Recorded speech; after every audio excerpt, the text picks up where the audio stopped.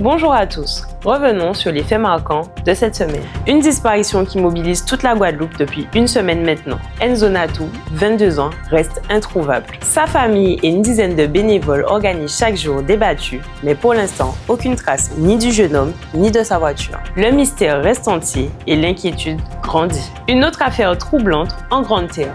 Le corps d'un jeune coiffeur a été retrouvé dans un champ de canne. Les circonstances de la mort restent floues. Une enquête est en cours pour tenter de comprendre ce qui s'est passé. Nous passons maintenant du côté du Gosier où une bagarre a éclaté ce samedi soir. Une dizaine de jeunes se sont affrontés violemment et une jeune fille a dû être hospitalisée après avoir reçu plusieurs coups de couteau. Les autorités appellent à plus de responsabilités pour éviter de nouveaux débordements. Et puis, du côté de Sainte-Anne, une attaque inattendue.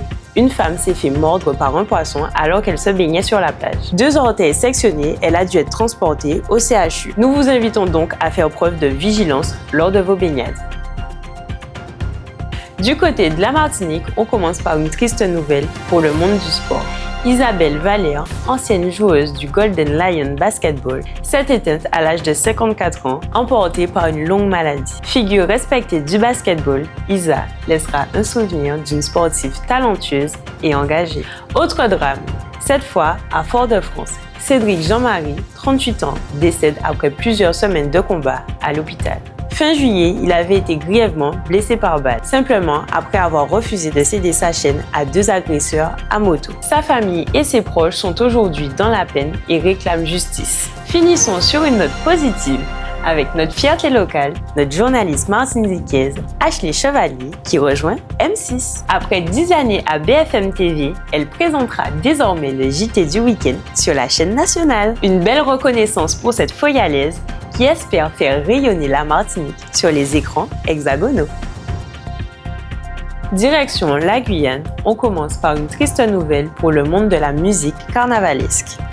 Emmanuel Polony, percussionniste emblématique des Blue Stars, est décédé dans un accident de voiture à Makouria, dans la nuit de dimanche à lundi.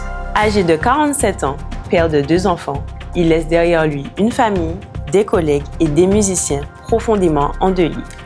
Au Suriname, une vaste fraude aux aides sociales a été découverte sur le Haut-Maroni. Des millions de dollars surinamais auraient disparu. Le ministre des Affaires sociales parle d'une organisation structurée et promet un système bientôt entièrement numérisé pour éviter de nouvelles irrégularités. Enfin, une bonne nouvelle pour Wanahue. L'État a cédé plus de 26 000 hectares de foncier à la commune.